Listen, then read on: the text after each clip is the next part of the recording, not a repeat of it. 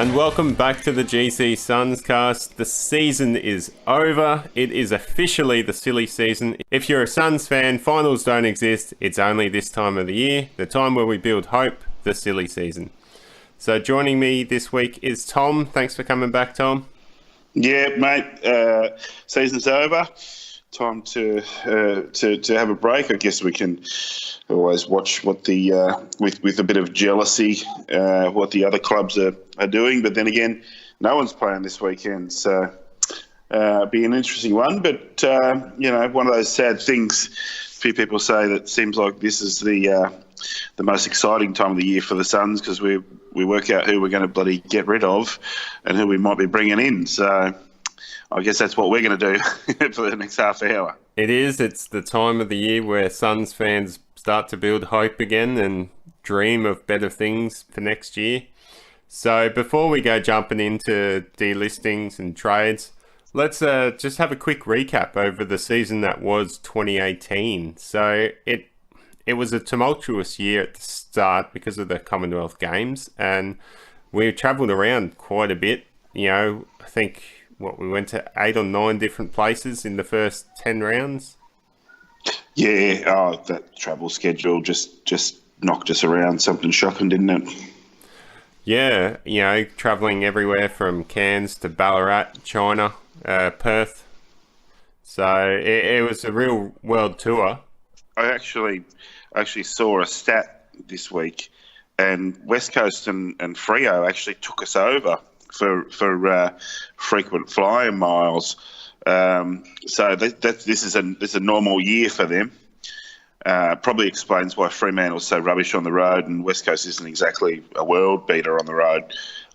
When West Coast have a year where they can win a few on the road, they tend to go deep in finals, don't they? So it's sort of one of those things where we can make a bit of an excuse, but if the Western Australian teams are travelling that far every season further, then, and Port Adelaide's probably, close to us. So, yeah, I think that excuse is diminishing in the rearview mirror. Yeah, when you look at it like that, you've probably got to hand it to the organisers of the Suns, and we're able to get the fixture to work for them. I mean, the 2 back-to-back games in Perth saved them a bit of travel, and it would have really helped them. In hindsight, those weren't our best games, and the concerns over the stadium there may have had contributed to injury issues later in the year. But I think so too, yeah. That's all speculative at this stage. Yeah, we know that Lynch did his ankle and it aggravated his knee, but I mean the amount. I think we probably find out about the 20% of the actual injuries that go on in a footy club, and all the niggles and stuff. They're not going to tell you. I think we come back battered from that, but it wasn't the reason we lost. No. So basically, let's start off with our best win of the year. I think it's pretty obvious it would be that Sydney game. Do you agree? Oh, yeah. I mean, so many of our best players were out, and you could really see in that game the next generation what they're going to be like when they can start to get a bit of consistency, and the fact that it was against the Swans away. I mean, all the hallmarks of the best win ever. I mean, having said that, every single game we won this year was away, wasn't it? So, well, it certainly wasn't at Metricon. So, yeah. I mean, look, I thoroughly enjoyed every win that we had, and there were a few games that we did really well in that we didn't win, but we still did well. That I enjoyed, but that Sydney game was you had that same old feeling at quarter time. It's like, gee, we're playing all right, but we're just getting flogged. And then, we actually managed to start hitting the scoreboard. That's what we have to do, isn't it? Yeah, it was a real team effort, that game. And then you had that bit of class coming in to help deliver the win. Lockie Weller stands out with his 2 goals, were just something we haven't seen from the Suns for years. So right. it was good to get that win, and just the fashion came about. I don't think anyone gave us a chance. I didn't even give us a chance going into it. I'd sort of turned on the TV and sat there with a beer thinking I'll probably turn this off at quarter time, but hung in for the first quarter and the 5 minutes of the second, and the tide just changed and the Suns were just fantastic from that point onwards. I really wish I'd remembered to record it on the hard drive, because that would have been great to rewatch. Pretty sure we can still watch it on the AFL site, but yeah, it was a great game. Easily the best win for the season, and potentially since the early days, really, since our first win against Port. What would be one of the players that stood out for you this year? Oh, look, I remember very early in the season having a few debates with a few people online and in conversations with fans, and they were all for, Alex Sexton was the worst player we've got on the list, and he's a list clogger and this and that. And seeing him, really come of age this year, and I think a few people have mentioned he's playing with swagger. And, on the weekend, we got flogged, but very early in the game, when the other team opens with a goal, you want to answer with a goal. Sexton caught it on the 50-metre line, right out on the sideline, and he was being a bit cheeky, and he was trying to sort of inch his way in to get a better angle, and the ump called him offside, off his line, and the play on. And he just bloody 2 steps, bang, goal from the sideline, that was terrific. And every other season that he's played, like 5 or 6 other seasons, he misses that kick. So he's my most improved. And you mentioned Lockie Weller. Those are the 2 guys who probably, it's a big call, but they probably stepped in a lot for Gaz, because you can't replace Gaz, but you can. Other players can improve, and new players. Weller was a new player who came in. So, when we were looking for someone to lift our team and kick a few goals, those were a couple of the guys who did it. I think Lockie Weller was my best player for the year. He was, he had that flash and the X factor about him, but he was fairly consistent once he got going after the first few games. Well, Lockie Weller's running mate with the pick 2, of course, it wasn't just pick 2, was it? It was pick 42 as well, Charlie Ballard. I think he's going to be a 12-year player for us. What do you reckon? Yeah, I was going to get to that. The most, I wouldn't say most improved, but the best young player or best new player into the side would definitely be Ballard. I'd have Crossley close second. Yeah. I think Crossley had more moments. Ballard surprised everyone. I think Crossley was just the moustache, really. He was just he stood out. He was very photogenic, I guess you could say. Yeah, he looks very impressive, and as an 18-year-old, he's going to be a project player for us for a couple of years, undersized ruckman. I remember reading something about him, because his old man played for the Southport Sharks, or probably Southport Magpies and the Sharks. He was sort of around in that era,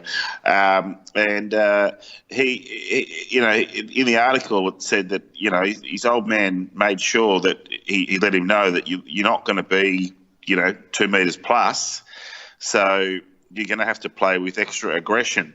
And you're going to have to show that you're a strong marker and pack marker, and you're going to have to kick bloody goals. And look, he's not perfect, but it's amazing that he's made the transition to AFL level. He didn't look wanting, and he even managed to be quite a competitive chop out ruckman as well. Yeah, he's certainly come in handy, and if he can grow in the coming years, he's going to be a star player, at least for the Suns. Yeah. Do you see him as a ruckman or a key position forward? I see him as a key position forward that can pinch hit in the ruck. Yeah. He probably just needs to learn a bit more forward craft to really look the part. At the moment, I think he looks more like a ruckman. That's right. Yeah. Look, I agree with you, and I would say further that it was only like round 6 or something that he made his debut, and him and Ballard both kicked goals on debut, which is always good to see, because you want to see the young player kick their first goal fairly early on. A bit of a shout out for Brad Shear, who just kicked his first AFL goal, and I didn't know that. And the week before against the Lions, Brad Shear had a couple of potential game-winning shots at goal, and I didn't realise that would have been his first AFL goal. Bloody hell, the poor kid! No wonder he bloody shanked him. But yeah, he's another one who's come on. It's his second year, but these young guys, they're teenagers, and we've got more than a handful of them. And every game of footy, every sort of experience that they have, like travelling over to Perth, or even going to China, those things are really going to make a huge difference over the next sort of 24, even 48 months of footy, because that's when our teenagers start to hit their prime, and there's a lot of good things happening. Amongst all of the misery, there's a lot of good guys coming through. Yeah, definitely. Well, we need to move on a bit in a different direction now. As much as you and I are both publicly optimists regarding the Suns, we need to start discussing some of the negatives of the season. I think the lowest point for the club was the Tom Lynch leaving week. I think that was just handled disastrously by the PR. The media were all over us and wouldn't give us a break. And on top of that, I mean, the players were losing someone they would have looked up to up until recently, who probably told them that he was there for the long haul. I think you hit it on the head. After Lynch left, we got absolutely, when he announced that he was leaving, we got absolutely smashed. The morale in the playing group was declining the longer the whole saga went on. And then once he actually did announce that he was leaving, well, we know that the players weren't happy about it, but it wouldn't have just been a matter of being angry. I think confused and betrayed, and they're mates. They do look up to him, and he's their captain. So I think he really shook the place up. But perhaps it's something that will galvanise the group in the future. The other really low point for the season would have been the return to Metricon. More precisely, the hours after the return to Metricon, because it was such an electric atmosphere at Metricon Stadium going to that game against Geelong. And even the first quarter, the fans were up and about. We'd kicked the first few goals and were looking pretty good. And the boys just didn't seem to come out again after the first 10 minutes. They went into their shells and Geelong just took over. And I've never seen so many people leave the football at half time.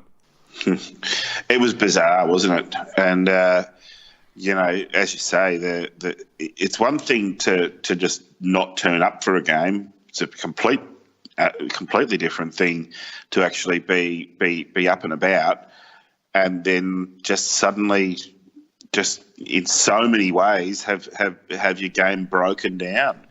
And this was a team that we beat the season before, and it was a game that the fans and the club and everyone was really looking forward to.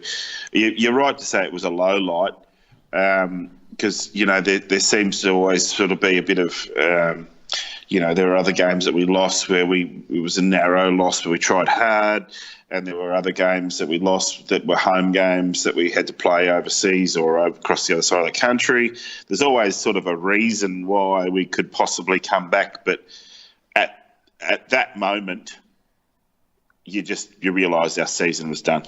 Yeah. Well, our season did finish a couple of days ago, and in the coming days after that, we've had a bit of news coming out of the club. So this is a bit of hope to the Suns fans for next season. Starters, we've got our first new assistant coach coming to the club, Josh Drummond, who is a decorated Brisbane Lions player and has been coaching at North Melbourne for the last 6 years. Yeah, I love that. That's just a really top-notch signing, and I'll tell you a reason why. Two reasons actually, but two reasons that combined to be a really awesome thing. He was one of their most elite kickers of the football in AFL that I've ever seen, and I remember his from debut.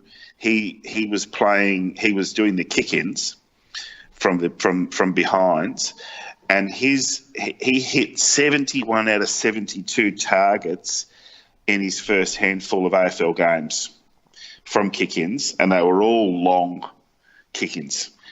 And if he can teach our players how to kick the bloody ball, and the other thing is, he's a lefty. And how many players have we got that are left-footers? And how many left-footers have we got that you just go, learn how to kick?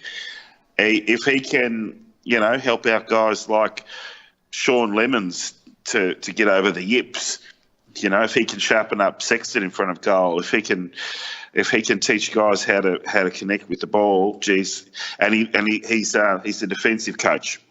Expecting more assistant coaches to come across to the Suns. The only one that has publicly been linked to us is Franku from currently at Port Adelaide, was an assistant with Dew at Sydney. We probably won't know any more until later on this month, especially as teams start dropping out of finals, and we'll get more information coming out of them. Yeah, I don't think there's going to be much of a coaching merry-go-round this year. If there was going to be, if Bolton's not going to get sacked at Carlton. There won't be a senior coaching merry-go-round, but there's definitely going to be assistants changing. We've already got Brendan Lade leaving Port Adelaide for St Kilda, and Kingsley leaving St Kilda to go to Richmond. So there's definitely already the coaching merry-go-round at a lower level coming around, and we know the Suns are going to be active in this space. So, and we need to be, because it's gone stagnant. And good luck to our guys who are going to be moved on. That's got to be said, because they've done some good. They just haven't succeeded. Maybe Primus as a coach. Maybe he should become a motivational speaker or something. Good bloke, just his senior coaching and assistant coaching record is abysmal. And not just the coaches, but the players as well. We've got some delistings that have actually come through a couple of hours ago from the time we're recording this. The biggest one of those is Michael Barlow, but we've been speculating that for the last 3 or 4 months now, haven't we, Tom? Yeah, and it emerges in little dribs and drabs that there were issues with Barlow from the get-go, and it wasn't just personality clash. It was he's had he had a significant injury last year that he was coming back from. He wasn't back. He was slow, and he wasn't able to do the things that were required of him. And then he had his facial surgery that went wrong and had Bell's palsy. So it's a bloody shame, but it's not. I don't think it's a Dew versus Barlow kind of conspiracy or anything like that. I just think it's just one of those shame that it's most AFL players when they retire, if they don't want to retire but they're forced to, it's a sad day, isn't it? It is, and we speculated early in the season that it wasn't due to Barlow per se, his performance or his attitude, more due to the fact they were trying to blood the young kids in. And Dew came out recently, I think it might have been after the Brisbane game, and actually said that he couldn't justify playing Barlow in the same side as Brodie and Lyons. I think Riscatelli was the other one, and Rosa. So, I mean, Riscatelli's played all year. Rosa played quite a bit in the first few rounds. And Brodie sort of came in that midway after Barlow had his first crack against Adelaide. Yeah, and Lonergan was another one to sort of take up that extra spot in the midfield. It wasn't. It's not as though getting 40 or 50 touches in the knee full is all that difficult for a decorated AFL player.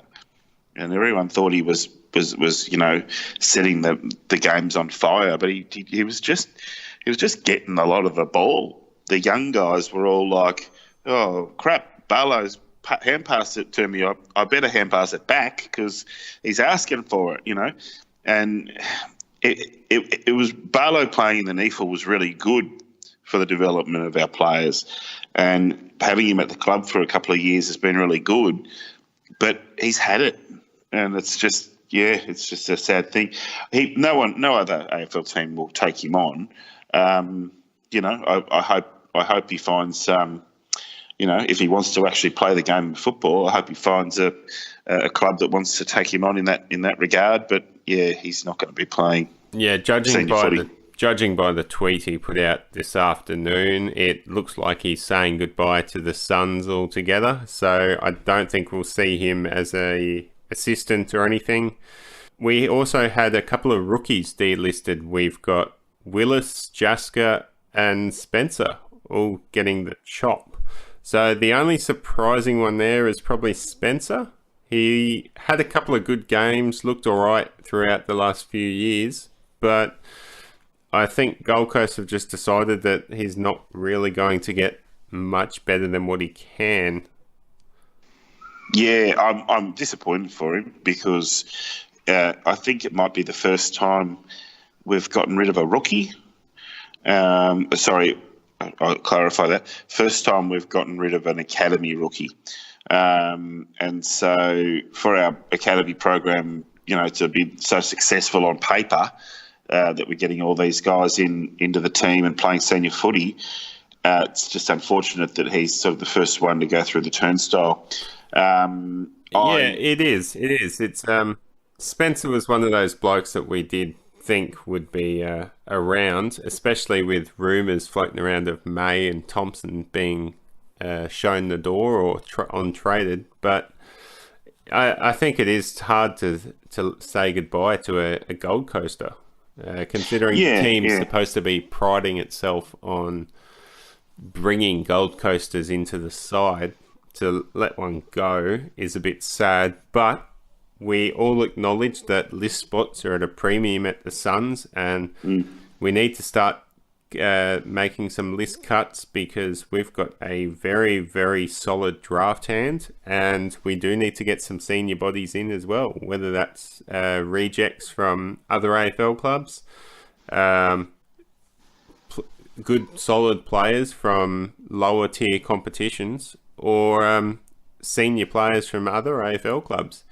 We need to get some more mature bodies in there, and to do that combined with our draft hand in what's touted as a super draft, well, we really need to free up some of these list spots. So I don't think Spencer's going to be the last one that's going to surprise us. Rumour is we're going to have 11 or 12 list cuts, including the likes of Lynch and Rosa going. It's Spencer's not going to be the only one. I think they've come out because they are the rookies, so they've gone through first, and it also looks like they're restructuring their rookies. We've only got 2 rookies left in Dawson and Heron. And that's right. I could be wrong, but I think they'd be classed as Category B rookies because they're from our academy, which means we've essentially got 4 free rookie spots left, plus another Category B rookie for an academy. And then we'll have as many senior spots as we can free up, which would be a maximum of 40 senior spots on the Suns list.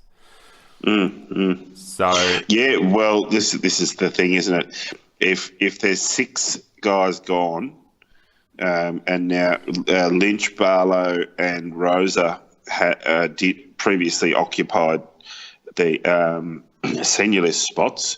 So that's 3 senior list spots that have been freed up, and 3 rookie list spots. But we had the extra Category B spot unused. So we've actually got 40 players on the list and 7 spots.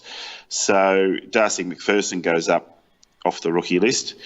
And Nick Holman.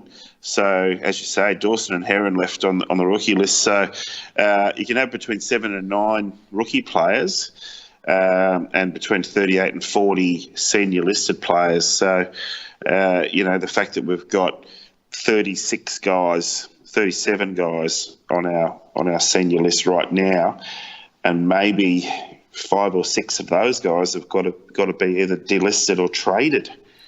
Yeah, it's going to be some really tough calls. We've got Leslie, Lonergan, Aaron Hall's being touted as a trade. There's also the chance Tom Nichols could be traded if a club comes after him.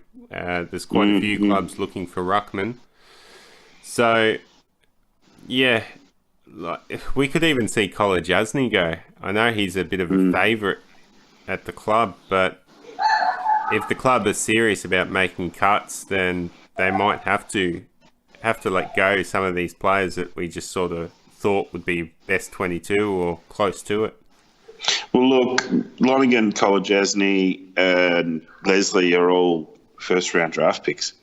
So, you'd hope that they're worth something as far as draft picks are concerned. You'd hope we weren't giving them up for nothing, but we're not going to get first-round draft picks for them. And I think another thing to remember is that, at this sort of ruthless time of the year, we've got a new list manager. And so he's got no, he didn't even pick the draft picks last year. So even though we had a new coach and a new CEO and all the rest of it. So this is the first time that the current team, with the current setup, with the current GM and all the rest of it, are going to sit down and look at the draft board and look at the list and make their initial delistings, which they've done. So they've done some exit interviews with those guys. Thanks for coming. See you later. There is a bit of a red herring that I want to throw in here, though. If the AFL allows the Suns some sort of concession, let's say it's extra rookie list spots, or let's say it's the recycled players that the Suns are rumoured to be getting outside of the draft. If they take up list spots, then that kind of sucks. If they take up rookie list spots, that'll be great. But what would be even better is having an extra 3 or 4 list spots, and maybe then guys like Lonergan, who people love to hate him, but he's playing better football than he's ever played, and he would be a really good depth player, as would Jack Leslie, as would Collar Jasny. I've been saying, Harrison Wigg we should get rid of him because he provided zero. Yeah, I know what you're saying, but I think we would already know if we were going to be given extra list spots by now, considering the club needs to start making the call on some of these players. That's interesting to say that, because I heard that it wasn't until yesterday that we submitted our official requests for things like priority picks and that kind of thing. So you're possibly right, although nothing will surprise me because we're hearing so many different things, aren't we? Yeah, I mean, I guess they could backflip their... I don't believe they have to lodge their official lists for another month or so, just before... 31st of October, actually. So yeah, so, I mean, they could always backflip and all of a sudden say, no, we're going to keep you on. Maybe that's why we've only heard a few delistings at the moment, and they wait and decide what they're going to do with the rest of them. But yeah, it's going to be a big off season for the Suns, and hopefully we walk out of it with a bit of hope. Last year was a bit of a confusion over the whole Lockie Weller deal, but I think we can safely say that trade has panned out quite nicely for us, getting Lockie Weller and Charlie Ballard for the price of pick 2. The rebuild's been on for a few years, and we picked up some really, really great top-end talent. They're just young. Brody and Scrimshaw didn't play a game this year. Connor Nutting didn't play a game this year, and he's a fantastic player. He'll come on in the next year or so and make his debut. We've drafted really well. But the other thing we've done really well, as you mentioned with Weller, is we brought in Aaron Young, we brought in Holman. The year before that, we did really well at the trade table and brought in guys like Hanley and Witts and Lyons. So I think if I can be this bold and say that in the future they'll look back at the sort of these drafts and trade periods that we're putting together, and they'll say that we dominated them, which is true. Because we got a great deal with Weller and Ballard, where we're positioning ourselves very strongly. So whatever we end up getting for Lynch, whatever priority picks we get, even though the West Coast draft pick trade was disastrous, they still might lose a couple of finals and give us a mid, a not so late, pick, but. To sum up, I'm tremendously optimistic about what we can do. I hope we don't go overboard and throw the baby out with the bathwater, but it's got to be 10 to 12 new players, and we've done that 3 drafts in a row. We went 10 new players, 10 new players, 12 new players last year, and we've got to put another broom through the bottom of the list again. To really continue this rebuild and renewal, and we're definitely going to go better. It's just there's no doubt about it. Next year's going to be a whole new team. Well, that's going to have to do us for tonight. It's definitely going to be a huge off season for the Suns, and we are going to have a change in our podcast direction. So during the off season, we're probably only going to be putting out a once a month episode. However, if something big does happen around trade period or the draft, then we'll probably come back with a special episode. But until then, have a good preseason. Enjoy the beers, watching finals footy, and we'll talk to you guys later. Okay, just quickly, a smoky for the who are you going to call for the best and fairest for the Suns? David Swallow.